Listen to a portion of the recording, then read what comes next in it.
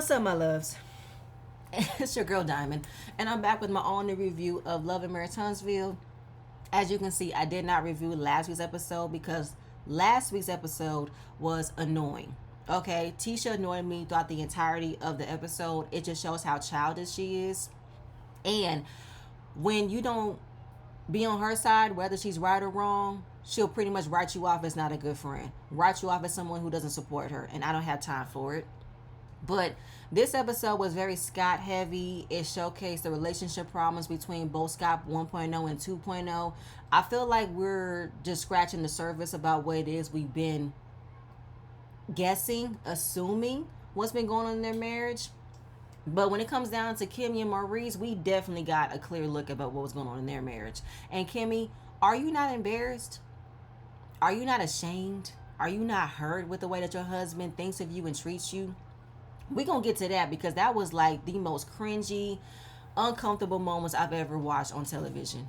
But let's just start off with Tisha and Marceau. She heads over to Scope Realty. Marceau is renovating the office. They give us like a before and after. It really don't look like much difference. And she is already trying to plan her moving in because she wants something done. She wants to start her business. She wants to start working. But Marceau isn't really trying to invite her to work in that Scope Realty. And with her questioning as to why it's taking so long for her office to be done, he gaslights her once again, like he does every time whenever she's asking something from him. He doesn't deliver. He makes her feel bad for asking him. So he feels like after 20 years, you know the type of person that I am. You know the kind of action that I take. You should know me by now and just listen to me when I say things. In a way, he pretty much is letting her know, I don't give a damn how you feel, that I'm not completing your office. I'll do it when I want to do it, and you're going to accept it. Because he threw it in her face that the projects that they have coming up is what pays the bills. So anything that's pertaining to the business is what pays the bills. He's not going to put her in the same category of a priority to do anything that she wants. So your personal project of me completing an office for you is not going to happen. I don't want you to have an office. I don't want you to have anywhere to work because I don't want you to work, basically. And that's just like not cool in my opinion, because Tisha was right for wondering why is it taking so long for her office to be done and completed, because you took Tisha's office away right in front of her when you hired a person that she know you were hiring, and you practically told her that's not her business to know who you're hiring, who you're not hiring. It's just crazy. But in his confessional, Marceau says that when it comes to wondering how your partner is feeling and you not checking in on your partner, wondering how they're feeling, then they could be in a space of loneliness. What are you trying to say, Marceau? That Tisha don't check on you? Tisha don't wonder about you? What are you trying to say? What are you trying to insinuate? Like, I really didn't understand when he said it can leave a person feeling lonely. It's like, is he trying to switch the narrative that Tisha isn't caring for Marceau? Tisha is the one that's not appreciating him. She's not happy to be with him. It's like he doesn't want to make it look as if it's him doing this to Tisha. It's Tisha doing it to him. Like, I don't really appreciate that kind of tone. But I feel like he wants to take away her rights of being frustrated with him as to why her office isn't completed or her dream home. And I don't think she is in the wrong for checking you about that. But then he said, when he wants to come home, he wants to come home and be at peace. He doesn't want her to beat him down about what isn't done, what needs to be done. Sir, you are an owner of a construction company. You guys create condos, homes for the community. You create other kind of projects and all that kind of stuff. I don't see who else is she supposed to run to and address her frustrations about what it is that she's not getting done for what she's expecting. Make that make sense. But when a man said he wants peace, that means he doesn't want to be held accountable for what he's not doing. And Marceau hasn't completed any other kind of projects we've seen him on this show. The only project we've seen be completed was Black. Other than that, we have heard of him not completing any other projects before.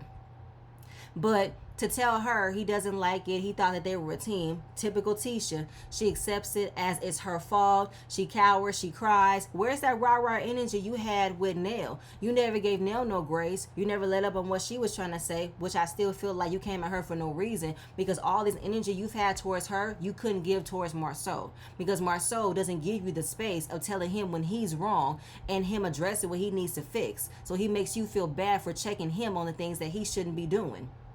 And I don't like that. Like, that's not fucking fair at all. And she talks about she needs grace for what she's been through. It's been a lot for her in the past year. And she feels that she cannot structure her home the way that she would like to, because they are a family of 5 and they're living in a small ass house.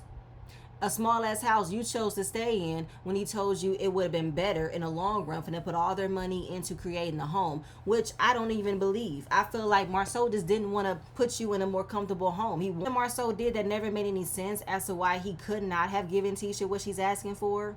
Because if you're telling her to stay longer in a smaller home, the compromise is, let's buy a bigger house so that way I can be more comfortable living here for a longer period of time until our home is done. You got her living in a small ass house where she's sharing a 1 bathroom with her 3 kids. Make it make sense, Marcel. That's don't make no sense whatsoever. Because Tisha is not comfortable living in that small ass house. She's not. I don't care if they've renovated the kitchen, if they renovated the doors. It's not the home that she wants to be in anymore. And Maurice doesn't want to give her any options. He wants her to suffer and just accept being in a small ass house. I'm not buying you another house. I don't even want to build your dream home. That's what it sounds like to me. And to say that he's not trying to put her on the back burner, you are. You are trying to put her on the back burner. You are. Because you know how long it's been since you told her you can build her office? You know how long it's been you told her you're going to build her home? Y'all bought that land back in 2019. That shit's still not fucking done. It's barely forming into a home. The fuck? Then Tisha is complaining once again that while she loves being a stay-at-home mom, she doesn't want to be at home all the time. She wants to find a place she can call her own, a place she can travel outside of home. She doesn't want to work from home. And it's just like, Tisha, what do you want? What do you want to do? Exactly. Remember a couple of seasons ago, she was complaining about how she don't know how to manage being a boss, being a wife, being a mother. She cannot juggle all these hats. She wanted to be back into her stay-at-home mom era again. Now that she's in it, she's bored. What do you want to do, Tisha? What do you do? Like, for real, what do you do? I don't see you promote shit on your Instagram. I don't see you promote shit on your YouTube channel. I don't see nothing. So what do you do? What do you need an office for? And if you want an office so fucking bad, rent one. You got the money, you get an allowance, right? Go rent one. Like, it's just crazy to me. But Maurice said this is a pattern between him and Tisha. Every couple of years, she changed what she wants to do. She changes what she wants to become. And it's just like he can't keep up with it. Only because, Maurice, you don't support Tisha on what she wants. Like, you just say, okay, and you want her to shut up and leave it at that. But she wants it to be understood how you can have workers working for this project, but you can't have workers working for Scott Manor. Why can't you have multiple workers working at multiple projects at the same time? Either Maurice don't have the funds to hire more people, or back to what I felt before, Maurice don't know how to handle juggling multiple projects. He doesn't know how to do it. So he just picks one project, puts all his time and focus on that, and then he'll get to the other ones when he can. Yeah, that ain't gonna work. When we get to the ending of this conversation, that I really didn't understand. He talks about what's going to be like for them once their kids is off to college. MJ is first, and then they have their daughters. Give or take a few years, they're going to be graduating from high school and going off to college as well, and it's going to be hard for them.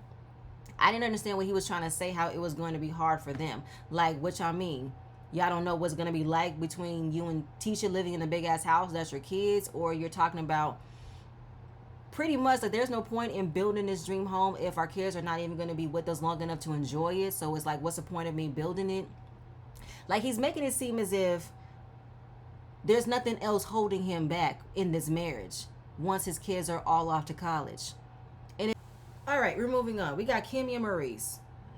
Excuse me, Kimmy's at her office doing some work. Maurice has nothing to do. He comes, bothers her. And he's talking about what's going on between him and MJ. He talked about there was an agreement that he had with MJ that if he will improve his grades, he'll get him a car. His grades didn't improve. He went and got him a car.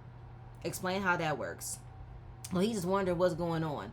So he said, I thought me and him had a good thing going. We were seeing things from eye to eye, but it's just like you don't spend enough time with your son to know what's going on with him. Because if the agreement was he gets a car if he improves his grades did not improve, why still buy him a car? Why give him that kind of responsibility if he can't even improve his grades? Like, were you trying to dangle the car to light a fire under his ass for him to get his grades up? But do you know why his grades aren't improving? Are you aware what's going on with him in school? Does he need a tutor? Like, those are other options you could have looked for than just saying, I'll buy him a car. Maybe that'll get his grades up. That makes no sense whatsoever. More and more improves. Maurice does not know what's going on with his own damn child. He has not formed this great relationship with his son like he think he did. And he put all that responsibility onto Kimmy. But then he talks about how maybe MJ wants to be like Jalen. Imagine that, because you put so much responsibility on Jalen, where he probably did look up to Jalen. He did want to be like him, because you never told MJ to do a damn thing. You never told him to take out the trash. You never told him to put dishes in the dishwasher. You did not implement no kind of discipline or authority onto your son. But Kimmy said, I can imagine he want to be like Jalen, but he doesn't have the work ethic like Jalen. Yeah, because Maurice raised him to be a spoiled rich kid. Even though we did not see MJ portray any type of that kind of behavior, but when he did not listen to Kimmy, when Kimmy told him to pick up his clothes, clean his room, he ignored her. That should have been the time for Maurice to step in and say, did you hear what Kimmy said? Like, you cannot tell her to raise your son if he doesn't want to listen to her. Make it make sense. And knowing that he did mistreat Jalen, he did make Jalen do all the responsibility growing up while they were living together and did not want MJ to touch anything. This is the repercussions of what you didn't do as a father, Maurice. You never taught your son how to be responsible. You never taught your son to learn right from wrong. You never taught him how to do things for himself. Hence why you're wondering, why isn't he improving in his grades? Do you know why? Have you inquired why? It's exhausting to have this kind of conversation between him and Kimmy, because it's like Maurice never looks himself in the mirror and wonders, this is the reason why your son is the way that he is. Just assume that because he grew up and wanted to be more, he wanted to have a career, he wanted to have a better life, your son is not going to have the same mentality because you never talked to him about it. You never inquired to have him learn those things about you. And when you're talking about you want your kids to come from greatness, it comes from externally, where you tell your kids where you came from, you let them know the struggle you had to deal with to get to this point. I'm going to let you know that's not going to be your story. You're going to make your own story, but I am going to give you advice about how to navigate it. You did not do that. Oh my God, this conversation goes nowhere. And he just doesn't understand why my kids don't have the same ambition as me. Because they're not you. Their ambitions are different. And how do you know your son even has ambition when you don't talk to him? You don't inquire about him. Now, we all know MJ's in college now. I think he's at Troy University. So I don't know if this is his high school grades that aren't improving or this is his university grades. I don't know. But Maurice talks about growing up was hard. His father ended up going to prison. They had outside help. But I don't think that Maurice knows how to show empathy towards other people and how to deal with their own share of hardships. He just feels like they should chalk it up and move on. He doesn't dwell in understanding other people's hardships and stories. Kimmy in her confessional always coming for her husband's rescue, giving him excuses, but says that Maurice has kind of told everybody what they've done wrong. He always points out their problems and their faults. But when it comes looking at himself and recognizing what he needs to be accountable for, that's an issue. Duh, Kimmy, it's always been an issue. This man can never be accountable for the things he does towards you, towards anybody else. He looks like he can't be checked, like he doesn't supposed to, like he's not supposed to be checked. He knows all, he sees all. He can never handle when you're telling him that he's wrong because he doesn't think he's doing anything wrong. He doesn't think he is wrong. But they have a therapy session coming up. He said he didn't want to do it at first because he says nobody has all the answers. If you're going to therapy, best believe they got some answers for you. So I guess Dr. Francis didn't do shit because you didn't want to listen to his advice. And he feels like, I want something useful from therapy. I want somebody to give me a tool I can use. Are you going to be open-minded to accept the tool that you need to use? Because it sounds to me at the end of this episode, you didn't want to accept no type of advice about how it can make it better for you and Kimmy's relationship. You want everything your way. You want everybody to agree with what you're doing and disagree with what someone else is doing. And that's exactly what Kimmy is pretty much coming to understand. It's like, if you were to be open and more vulnerable and be more accountable, it can move the needle for you to come to a resolution. Because therapy do come from an unbiased place.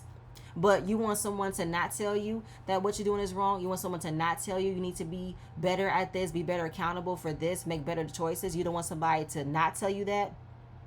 Then she says it's kind of easy for you to blame me because you're always calling me out about I'm the only one who thinks like this. I'm the only one who says things like this. Nobody else says things like this. And I can tell Kimmy is fucking frustrated with having these conversations with him, that he never looks at what he does wrong. She always has to come with an excuse, and she always has to pretty much dumb herself down to get him to understand where she's coming from. But of course, Kim is going to swallow that golf ball that's lodged in her throat for her to not really express about what she really feels, to tell this man, you're not perfect. You got problems. You're not accountable. You do things that hurt me. You do things that embarrass me. She don't want to do that. So she just smiles in uncomfort, smile in embarrassment, and move on. And we're going to move on from there. We got Nell and Chris. So they're having like a little lunch in their backyard, and she's telling him about what happened at the girls trip at the winery. But y'all really didn't take a girls trip. Y'all took an hour outside the city to a winery. That's it. That's all. But Nell knew that Tisha had shade towards her when she took that snake out of her basket. She was waving it towards her. And it's just like, girl, I'm not slow. I know what time it is. You got a problem with me? I don't got time for it. When it came down to Nell revealing what was in her basket, she had nothing because she's not going to share anything. I know these ladies are not transparent, but they keep on telling me I need to be transparent. They always want me to put things out there that I need to share, but they're not willing to share. Chris was wondering what were they expecting for you to talk about? Well, our personal life, our adult children, what social media has said about our adult children, that's what they want me to reveal, and I'm not doing that. So he's asked her, what is the issue between her and Tisha? She said, you and Marceau. That's the issue. That's the issue. Why is that the issue? Because there's always so much stuff about y'all on social media. The streets are talking about who you fucking, who he fucking, allegedly. The NDA comment bothered her. Women, marriages. That is the issue. Now, you and Marceau, y'all good. But me and her, we can't be in the same room together without going back and forth. Because she's going to always address me and I don't got time for her. And if you really think about it, Nell didn't say anything wrong in that scene. Because that is Tisha's problem. The NDA comment bothered her. But when Marceau and Chris cooled things off and resolved that, she never let it go because she didn't want that comment to be made at all. But that is not something you can control. Folks going to say whatever they want to say about you. If you take it to heart, then that means there's an issue that you don't want to talk about. Because let's look at the beginning of it. Chris only said that because he threw a jab at Marceau because Marceau used Chris as an alibi back a few seasons ago with the whole Atlanta thing. So the comment that he made was just a give back, really wasn't nothing to read into. But Tisha don't know what else to do. She doesn't know what else to trust. She can't trust her husband's word. So she's looking at what everybody else is saying and is mad that they're saying anything. And that's not Chris and Nell's problem. So Chris mentioned that Tisha and Marceau did a live earlier last year that they weren't going to address anything on social media. They didn't want social media to be their narrative. But at the same point in time, things are going to be made up about everybody. Nobody knows how we're living. Nobody knows the real us. Chris mentioned how him and Nell live in this big ass house by themselves. Nobody knows how we get down. So for her to say that, what did you say to her? Did you talk about her? She said, I did talk about her marriage. I talked about her marriage to Destiny. But I basically told her to leave me the fuck alone. She needs to humble herself by how I reveal what I do know about her marriage. And I will reveal names. Do I think Nell's lying? No. But will there be information revealed? Probably not. Like, that's been the running thing on this show when it comes to revealing what people know about Marceau. Even though there hasn't been any concrete evidence about Marceau cheating, it doesn't take away the fact that Marceau has played on that energy that he has done something in his marriage with Tisha. And I don't think that Nell is wrong for saying she better leave me alone before I reveal things about her marriage, because Tisha has been coming at everybody about their situation, commenting on everybody else's relationship. She's thrown out veiled threats about Nell and her marriage in her confessional. And Tisha always throws that information she knows about somebody, but when you do it back at her, she cries, she becomes a victim. You're not trying to support her, you're not trying to be her friend. It's all bullshit. So Nell is like, you can't keep coming for mine and I can't come for yours. Listen, if that's what Tisha and Marceau want to do, they don't want to address things on social media, then that doesn't give y'all the right to interrogate and question everybody else about what's said about them on social media. Because y'all pretty much used the entire season to question Nell about why she left LA, whether or not it was for the birth of her brand new grandbaby. But she cannot follow back with asking y'all how y'all felt about the interview. Remember how Tisha shut down the conversation because Wanda went off script and asked them about the interview, and she said that's not what we're here for. Well, you wanted to come out there to get your mom to confront Nell. Remember, Tisha? So you can't get mad at your mom still wants to know what was over that interview, like everybody else wants to know how you feel. But I mean, that was pretty much the end of Nell and Chris's scene. They really didn't have much to discuss in this moment, but I don't think that Nell is in the wrong for expressing how she feels when it comes to her problem with Letitia, and they're not going to be friends. Period, point blank. Tisha do not know how to have real conversations with other women, and she does not know how to resolve conversations with other women. She doesn't know how to do it because she doesn't know how to be accountable. She doesn't know how to be honest, and she does not know how to be transparent. But moving on. Okay, so we're on to the next scene. We're entering the therapy session with Tisha Marceau as usual in typical Tisha fashion. She is surprising her husband with an impromptu therapy session, but this is with a love and intimacy coach. And she gives us a backstory of how long her and Marceau have been together. They've been together for 20 years, married for 19, and we kind of got the gist of what happened with her relationship with Marceau. You know, they got together very quickly, dated for a short while, got engaged, had their wedding a year later because we know she was pregnant, so it was a shotgun wedding. But when it came down to them getting married so quickly, they wanted to come up with a way to learn more about one another before they had kids. But now since they've had children and their children are now getting older, she wants to put that time in. It just makes me wonder, how much did you really know about Marceau before you got with him? Or before it got to this point of you guys getting married? Because if only it took a couple of months for y'all to get married and then to make it to 20 years of a relationship, 19 years of marriage, that's not an easy thing. You know, making it to 19 years of a marriage is a very huge milestone to get to, but it doesn't sound like it was a happy milestone. It doesn't sound like you guys had a wondrous time of being married for damn near 2 decades. No, it sounds like it was challenging. It sounds like y'all really didn't know one another that much. Y'all only got together because y'all had children and y'all wanted to not be a statistic, so y'all had to get married and y'all had to learn about one another throughout the journey, but y'all really didn't know each other that well. But so when Marceau comes in, he looks very surprised, wondering who is that. And then when he knocked over something, he knocked over a whip. It was like a flog whip. You know, if you're into that S&M type thing, he laughed, or Tisha laughed, like it was a very awkward thing for him to pick up. She had to make it funny, which wasn't funny. And you know, he wasn't really mad about the intimacy coach being there, but he figured this would have been something they could have planned together. But he's all for being a good sport. He's all for making things better. I feel like he just didn't want to embarrass Tisha right out the gate of why the hell is she here. But, you know, her point of being there is just to oversee the way that they interact, the way that they hug, fill in the gaps about how they can become closer, and to lead to that kind of intimacy where you guys can have great moments of just kissing and cuddling where it doesn't lead to sex.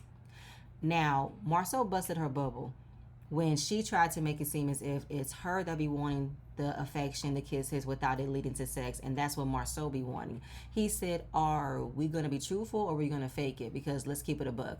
I'm the one that's asking for affection. I'm the one that's asking for a bit of acknowledgement, a little bit of kisses from you that doesn't need to come to sex.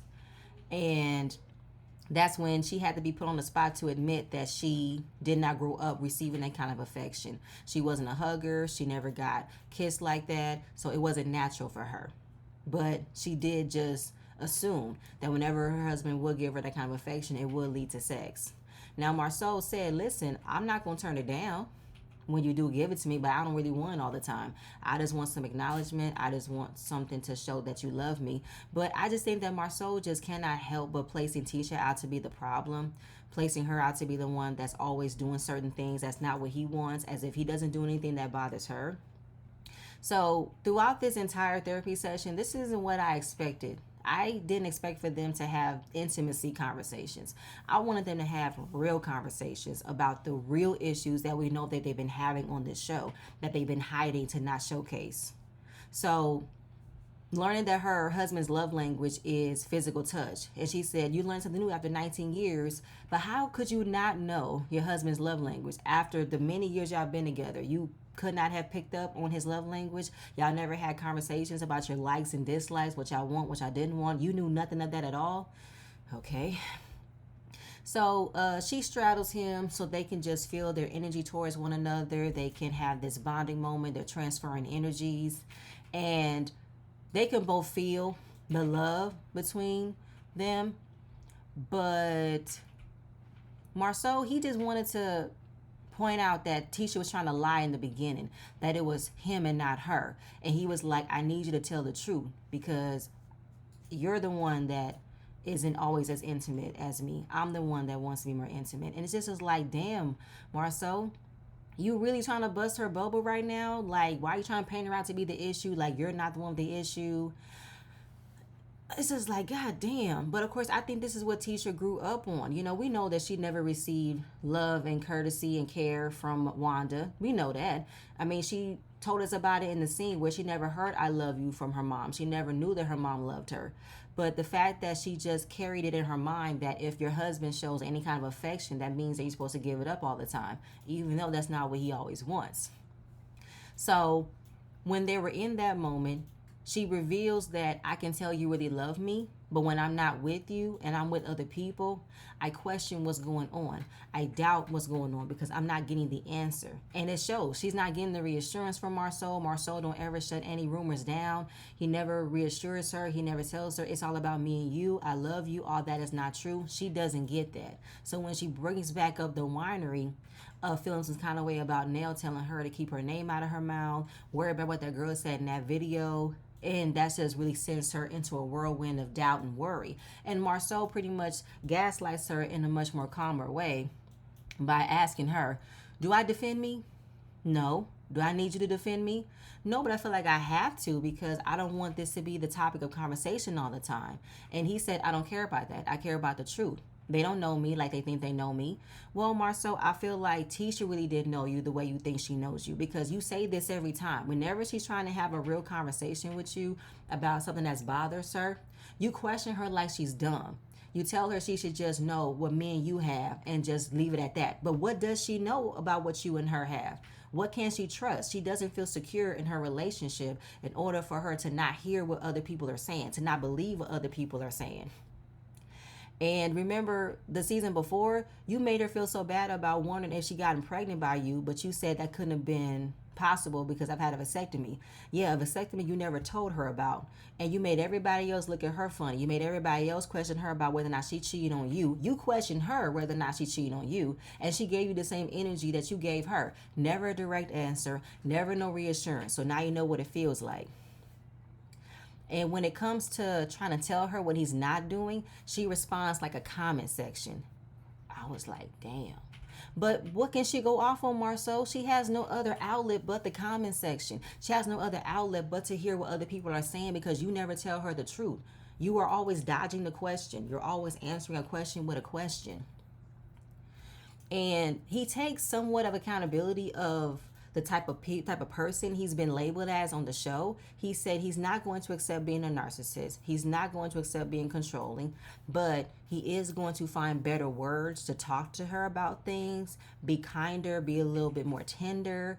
But to me, it's still not clearing things up, Marceau. Like, this all happens because of what you didn't do. You never shut down a conversation regarding you cheating on her. You've never answered the 20 women comment. You played around the back photo. You made an alibi about where you were in Atlanta that wasn't true. Like, you've done a lot of things that she has never really felt clarity about. And you're still not saying those are the things that are not true about me. I'm not a cheater. Like, you're still gaslighting her, but in a more softer way of pretty much demanding that she doesn't bring this up to you again. Demanding she doesn't have these conversations with you again. And she wants grace from how she's been feeling, and then she's not going to allow for outside noise to affect her. But that's not what he wants for her to do. He wants for her to just trust with what they have and just leave it at that. How can she? She doesn't have the confidence nor the reassurance that you're going to give that to her. So it's really hard that you're not a safe place for her. You would think, as being her husband for all these years, she can run to you and address things to you without you making her feel bad, without you making her feel wrong about asking you. It gets really, really weird. But of course, Tisha can say that she's not going to care what other people are saying, but she's going to showcase in a different way. We're seeing that she is projecting on what she's not getting from Marceau onto Nell and not letting up on what she feels about Nell because she can't tell it to her own husband. But hey, fine, do what y'all do. But that just goes to show me that Tisha is going to go through loops, tricks, and everything she can to keep this marriage from ending. But I don't know. I just feel like Marceau is not even going to try to meet Tisha where she's at, give her what she's asking for. He's just going to do what he wants to do to get what he wants, which is for her to not bother him so much with this. But we're going to move on from there. Now we get to the final scene, and that's with Kimmy and Maurice. My God. So today is their in-person therapy session with the counselors that they had been seeing on Zoom. They're the marriage menders, and their first task is to hold the opposite sides of a paper, and they're going to talk out what they want from one another. And I believe that if there is one person willing to give up for that other person to make them happy, they'll let go of the paper. So as usual, Kimmy wants quality time, and in order for her to get quality time, Maurice has to give up something that he views as more important to him. And what's more important to him is sex. No surprise there. He says sex is very, very important to him. But he kind of created a compromise that only pleased him in the long run by saying, if I'm willing to give up sex, then that means that the days you're asking for as quality time, can those be sex days too? What? Like, have there ever been a day that you haven't had sex with your wife, Maurice? There has to have been a day or two throughout the years y'all been together that y'all did not have sex. It cannot be you need sex all day, every day. It really cannot be that. Of course, it's something she doesn't like. We've seen continuous flashbacks of Maurice demanding for sex every day, multiple times a day. We know that before her cancer diagnosis, he was demanding sex all day, every day. Then they went to the marriage retreat where he is viewing her as a fucking object. And while she did have cancer, she had an aggressive stage of breast cancer. He was still demanding having the same amount of sex he was used to having while she was going through cancer treatments. And we all know he went on Carl Says King Live, told us that she was a champion for rolling over and suffering through having sex with her husband while battling breast cancer. Like, it's just crazy to me. And it's like the time that she gives him is not enough. Why is it not enough? But of course, that's not what she wants. She wants for them to do things. She wants for them to go out, make a day, plan something. Because if she gets what she wants, then it'll make her more excited about what can happen later. It could make the sex that they have be better. It could probably last longer. It's like, I need the foreplay before we get to the action. But of course, Maurice just looks at her like a deer caught in headlights. Like, that doesn't make any sense. Because if they hang out, then that isn't enough time for them to have sex. How much time do you need? And how long are you supposedly going for? Because to me, you look like a quick pumper, okay? You look like a wham bam, thank you, ma'am, Maurice. You don't look like you can go hours and hours and hours, please. But, you know, she's defending the fact that they can schedule more time together that can make the anticipation for sex greater.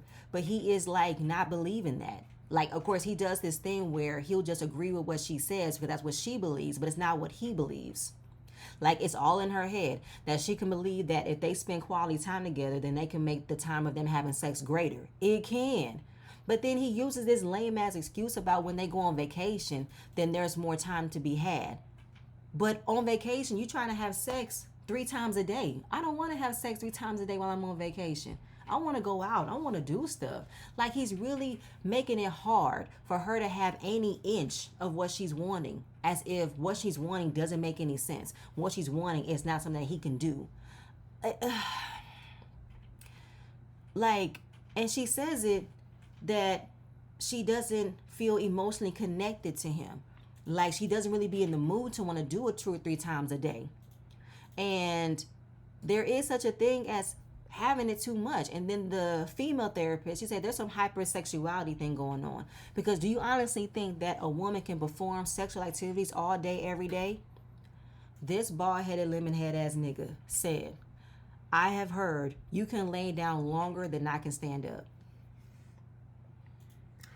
I had the same exact look as the the female therapist had when she said, oh, who told you that? And he didn't say who told him that, but that's a saying that he heard growing up. Did you even understand what that saying was at the time you heard it? You can lay down longer than I can stand up. You are the definition of a fucking mattress, Kimmy. You are nothing but a mattress. That's all you are. All right? And of course, Kimmy is like, who says that? Like, why would you say that? I can't stand when she acts like this, when she doesn't know the things that comes out of her husband's mouth has always been problematic. And then when it's coming out, she acts confused about why would he say that. Duh, bitch, this is what he thinks. What he says is what he feels, and he's not changing his mind. Like, it's really fucking horrible. And he is standing on it. And as far as like trying to give her that quality time, he said it's not going to happen. Because he just cannot go on without having sex. But it's like they're not trying to say you can't have sex at all. Can you eliminate a couple of times? He said nope. Then he said she's like a refrigerator. You know, you're going to always want to go in the refrigerator certain times of the day. And it's going to always be open. It's never going to be closed. You compared your wife to a refrigerator. Kimmy, that's all you are as an object. Okay? First, you've been reduced from a sex doll to a refrigerator. You are the type of being that's always open, never breaks down, never takes a break, always working for his benefit. My God, today, that's just so crass and disrespectful. And, you know, what is it about you needing to have sex so many times? And they talked about his childhood and how the need of you to have so much sex, it's almost like a soothing mechanism. You know, if you take a pacifier from a baby, they need it when they cry. So we get to their last session talking about his childhood and growing up with his father, and how there were times where his father would lock the refrigerator. So him growing up wanting to go to the refrigerator, it was locked. And he was very angry. He was confused because he was like, why lock the refrigerator? But if you have a house full of children and money is not always promised, it's always hard to feed everybody. Having to lock it is to ration it. And he said that it was to ration 210 meals a week. And that's a lot of meals. Like, how many Scots were there? Were there like a family of 10 or 8 kids? Like, yeah, that's a lot of meals. And of course, we all know that they did struggle. They did not have a lot of food to eat. So when their father was at home, he probably could only afford what he can and make sure that everybody had an opportunity to eat. So of course, Maurice, you being a former fat boy, you couldn't always go into the refrigerator the way you want to. But that was the question. Why the refrigerator? But now you are an adult. You have the ability to afford to eat as much as you're eating. But it's just like, why would you compare it to needing to have so much sex all the time, right? So he felt cheated. And then he was like, why not have the ability to eat all this food that's available to me? And then he always felt embarrassed that when people came over, they couldn't eat anything and there wasn't enough for everybody. So it was a question asked to Kimmy. If she had known Maurice by the time that he was 12 years old, what would she do? Typical pick me. She said, I would have offered him some food because I would have loved him. I would have cared for him. That's not the point, Kimmy. Like, this is not a man you need to save. This is not a 12-year-old boy you need to fix. He's not your son. He's your husband. And he has a problem that he needs to go and seek real professional help. Okay, how he operates things in his adult life is an issue. Okay? Because to feel like he is never satisfied and he is equating hunger for needing to fulfill it for having sex, that's an issue. Because I don't understand how you weren't always able to eat at home is equivalent for you to have so much sex. So I think the therapist asked him, how did you soothe yourself around those times you were going through the motions? Kimmy spoke for him naturally, but she made it a joke about how his older brothers kept Playboy magazines and centerfold pieces in a secret compartment that they would go and look at, and if you didn't put it back, they made everybody mad. So he definitely pleasured himself through those times when he was hungry and he couldn't have the ability to eat as much as he wanted to. And as far as like how does that make Kimmy feel, she tells the therapist they wanted her to tell him. So she turns to him and says, you know what, there are times where I feel disconnected. I feel unloved and sad that you don't give her the time that she's asking for because she doesn't think it's a hard thing to ask. No, Kimmy, it's not a hard thing to ask, but what you do is you do this baby voice to appear small to him in order for him to give you what you're asking for. When you could be straight up and say, hey, I want more quality time. I don't want no sex. It's not like I don't enjoy it, but lately I don't think I can enjoy it because it's not fulfilling for me. It's fulfilling for you. And then she cries about how he's had tough times and she's sorry for him having tough times. It's like, girl, miss me with this bullshit. Lots of people have had hard times. Lots of people have had harsh childhoods and childhood traumas. Maurice is not the only person in this world that grew up living in hard times, okay? Like I'm not giving him a pass for that shit. Not really, not whatsoever, okay? And she did admit, she does give off so many excuses for what he didn't have. And I think she's overexerting herself to give him what he didn't have. But how is it benefiting you that you're trying to take away his pain from when he was as a child by laying down and letting him do his business on top of you? Make it make sense. And I don't really agree with that. And she said, I don't want to make excuses of what I don't think I deserve because I do deserve it. Okay, well, tell him that. Put your boundaries on the table. Implement that. And if he's not going to do better, make some fucking changes because Maurice is stuck in his ways and he's not going to give you what you want as a partner. Now, he's good at this.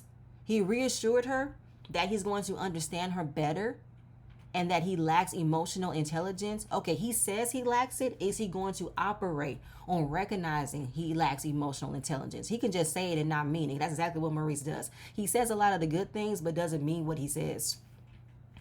But he's like, you're my partner. I want to be a better partner for you. I want to learn more about you. She cries, of course, because it's given exactly what she's been expecting. Something that makes her feel good. But he's just telling her what she wants to hear, but she's not going to get what she's asking for. And they kissed, and she tells us that not every marriage is perfect. They've had their ups and downs. I'm just like, you know what, Kimmy? The problems that y'all have had started off when he definitely was mistreating your son, that you knew about it and didn't do nothing about it. And the fact that he treated your breast cancer like a checklist. He didn't care that you were tired from coming from radiation and chemo. He didn't care that you didn't have a high sex drive that you used to have when you guys first started dating. He didn't give a damn. You still needed to have sex with him when you didn't want to. You still did it. But that was pretty much the end of that episode of them coming to some type of resolution. But we all know in this upcoming episode, he's going to complain once again about what he's not getting. And she's going to call him out. But of course, she's going to take her time getting it out because she doesn't want to make him upset. But that was very crass, very disgusting. And it's just like, Kimmy, I can't feel sorry for you no more than I've already have been, because at the end of the day, you're allowing it. You're allowing it. Like, I don't understand exactly what it is you need to defend, because this man is not going to change. This man is not going to give you what you're asking for. And I honestly feel like you're one of those women who is so happy to have a man, so happy to be married, that you don't want to do anything else to make it better. You just want to suffer through the mistreatment, suffer through the disrespect, just for you to say you got a man, just for you to not want to start over. That's it. That's all. I don't have nothing else. But I didn't enjoy that. I did not. I got so angry and upset just off of the ignorance that this man have and the thought process he has about women entirely. It's just like gross. But that's it. That's all I have. Please stay tuned for my next video, and I'm see you guys later. Bye.